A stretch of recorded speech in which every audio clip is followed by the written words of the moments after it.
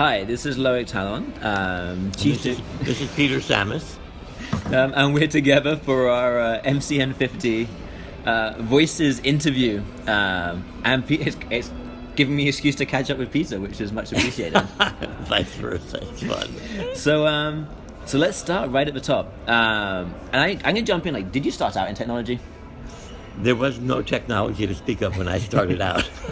So what was there? There were guys in white lab coats who were in air-conditioned rooms with mainframe computers, and I did do proofreading of sprocket-fed machine printouts at one point as an early job after working as in the Swiss pastry shop in Philadelphia, studying fiction writing on the side. And when did you start SFMOMA? I started on staff in 1988. 1988. As an interdepartmental curatorial assistant, but I had been a curatorial intern in 84, and I had even been a docent before that.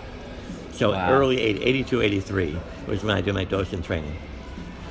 And you were how old? Am I going to feel bad saying I was born in 81? I love it. The year I moved to San Francisco. Wow, yeah. And I always feel like I started playing around in museums. I know, see, when I was 12, I was a tour guide in a French castle. This amazing medieval castle in Annecy in France where the parents are. Yeah. And I used to love doing tours. Did tours in French and English. And that was awesome. And then I think my fascination with history has always been there.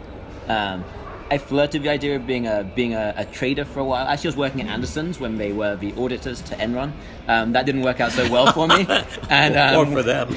So I went into museums and specifically audio guides. And so I feel like I've been working with museums now. I'd say like 2005 or 6, which is probably when the two of us first got in touch. Yeah.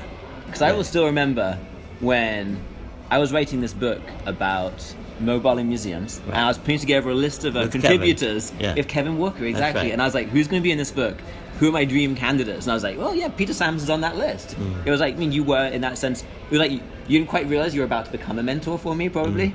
But at the moment, I remember you were on my list. I actually still remember you calling me the very first time we spoke. I was in London. It was 2005. I think you must have received a book proposal and said, oh, I'll give this guy a call and see what this is about. And I was on a London bus minding my own business, and suddenly his voice comes in, and like with the very distinctive Peter Samis voice of like, is this Loic Tallon? I was like, yep, this is Peter Samis. I'm like, oh, okay, I got to get off this bus. I got to find a quiet corner, and I'm still so glad you contributed to that book. Like you say you've been there since the 80s, but like the amount of change and the work you were doing in tech from a very early point was awesome. Right. Well, actually, in 1985, 86, I got an award from Apple for one of the 100 most innovative uses of their computers in their first 10 years. And you know what I had done? Tell me.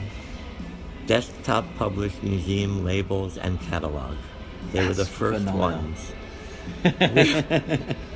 I would bring a floppy disk I would bring my Macintosh, which was the first generation Macintosh, to the California Palace of the Legion of Honor in Lincoln Park, and they put a plug in the wall for me, and in the first generation of FileMaker, I put all the records for the exhibition I was researching, and then I wrote the texts in the wall labels, and then and it wasn't even in Adobe PageMaker. I gave them in the first generation of Word, I guess, to Holly in the design department. Yep. She might have put it together in PageMaker. I'm not sure. It might have just been Word. And then she might have still cut and pasted a little bit. I don't know. She was interested in this new world of desktop publishing, though. But I would then take the floppy with those files to Krishna Copy in Berkeley, where they had just opened a second level with a bunch of Macintosh, maybe SEs by then, and laser printers, which had just come out. And we'd print them out on nice paper, and they became the wall labels, and then they became the files that she used to do the desktop published catalog. And Apple said this is one of the top 100 uses of our technology. So innovative. This is so innovative. That's fantastic. That's such a good story. Do you know, it does make me think, though, because so you've been doing this now for 30 years, 25, 30 years. And it's very funny. And it's funny, I mean, obviously so much has changed in that time. Question, which I'm always curious about. Can you code? Like, what is your? I mean, can you code? Yeah, and no, and to some extent, that is a regret. But on the other hand, whenever I thought, well, if I start learning to code now, I'll never be a great coder. And there are other people who like really think this way and really love it. And I want to work with them. I want them to love coding the way I love working with a team to put together, meaning around these sometimes recondite, esoteric objects. So when I was working at Anderson's... And the same with interface designers. I want to work with people who are thinking as creatively about that. I mean, I've got my own ideas about that, more than I would about the proper way to code. But, I want to hear the best. I feel like there was a decision point in my life when I was like 19 years old, when I was at Anderson's, and the company had just gone through the Enron thing. We were basically sitting around waiting to be purchased as a company. And I had the choice of either going deep into Excel or learning to code. And I chose the red pill and went down the Excel route. So I didn't, so I try and catch up on coding now. I can just about do front-end coding. Did my general assembly course, 10 weeks. I've got my front-end coding down. It exists. At least a rudimentary level, maybe a little bit better. But I get to benefit now from having an awesome team at Met who do that kind of stuff. But you're right. It's surrounding yourself with those kind of experts who can do it. So then what makes, if we can't code, and we can't do visual design, what are we doing in the technology space? What are the skill sets we're bringing in? I think that you were talking about this before we turned the machine on, which was the recorder on, which was listening. I think empathy. Understanding what it's like for people not to understand. And trying to create a constellation of words and images and media that will scaffold people into a deeper, a real connection with these often gnomic utterances that we so value in our galleries. It is. It's getting people working with people to ask the right questions and feel comfortable inventing the answer in many ways. Right. And making sense of modern art back in the early 2000s when we started doing that, we would start out with a blank sheet of paper. We'd put the artwork at the center, either just for the drawing or a photo, but often just like we knew what the artwork looked like. We said, what are the questions around this work that people might have? And having been a docent 20 years before in the early 80s, had opened my horizon to that. I totally got what the questions people had in the galleries were. And everybody else had, everybody threw in their, their own, or what they thought their mother or their aunt or someone else might ask. And then we'd say, okay, if we unpack that question, really, if we honor that question, where's that going to take us? What can we bring to bear that will make a really fascinating, stimulating answer to that question? That would connect people to that artwork. So in a 30-year career in the space, what's been your biggest influence? What's even MCN's? Where did MCN come into your life? Initially, I was not so interested in MCN because MCN's heritage was kind of the geeks. It was. Who were in kind of like the, the equivalent of the lab coats, even if they were just operating deck mates, so they weren't in a confinement-controlled environment. But they were dealing with membership lists and fundraising documentation, networking, computers. It was all the numerical side of the museum. Stuff, It was all about accounting, and it wasn't about expressive, creative functions. It was the first ICHM conference in 1991. That was the complete eye-opener. Well, that wasn't the complete eye-opener. It was the confirmation. The eye-opener was reading this book that Voyager put out in 1990 called Technologies for the 21st Century on Multimedia. Technologies for the 21st Century. On multimedia. On multimedia, okay.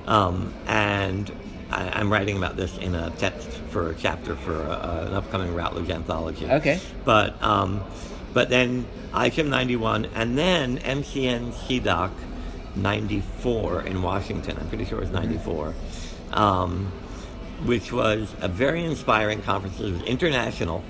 And they had finally taken on the broader mantle of, if we're not just about collection databases, what other kinds of information should we be thinking about than just the tombstone info and the provenance info and all the other stuff that goes into it? Nice. And that was where it got interesting for me. I'm always about like getting beyond the scholarship, the scholarly, not beyond the scholarship, but beyond the scholarly references for other scholars, and into the content of why this thing actually matters. Yep. So Harold Kramer, still a dear friend, a great friend, now teaching at City University, Hong Kong, gave a fabulous talk. He started out with Namjoon Pape's TV Buddha, and he showed artwork after artwork, and he questioned all the orthodoxies about collection management databases and the taxonomies we normally use. Yep. And he said, how do we actually get at this thing called art? And I said, yes!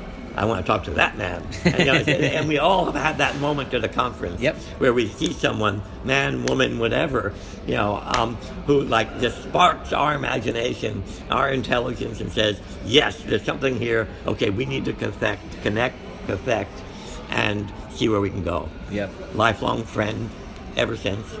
And Norbert, other people like that.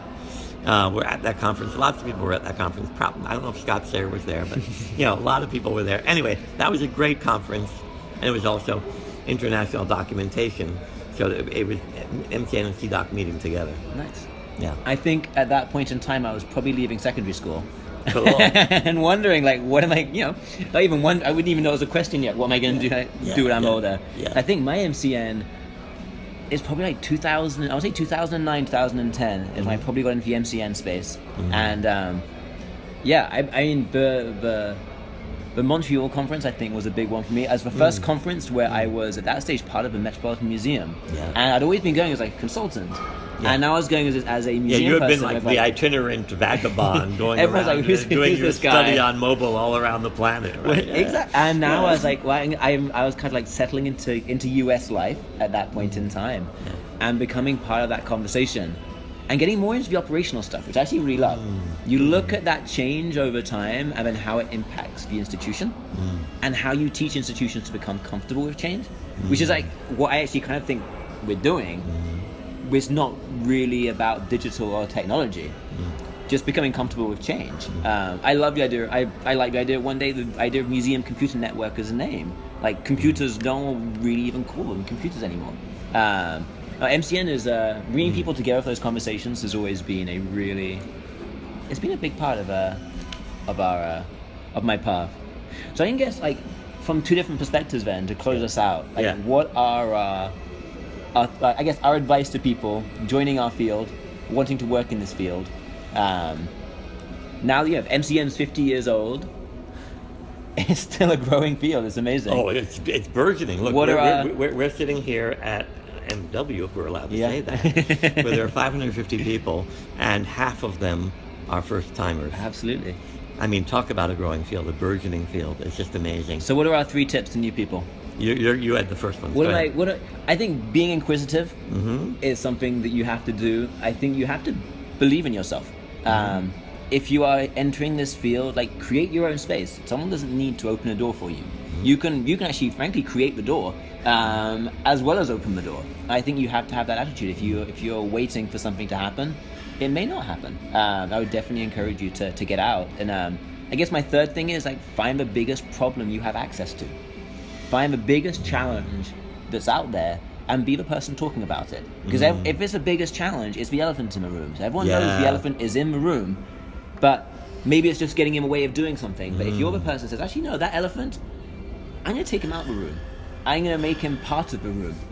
But it's not going to be the thing we're not talking about. Be that person. I think that would be it's something we should all be doing, and I'd encourage you to do. What about yours? Well, it's interesting. I mean, the elephant in the room. I've just made it into I have to tell everyone here, I've just made it into a Peter Samis notebook. Yeah. He just wrote that one down. I'm writing it down because it's on a slide that I'm going to be showing tomorrow. Awesome. It's 10 years after a slide that I showed. Will you cite me? Yes.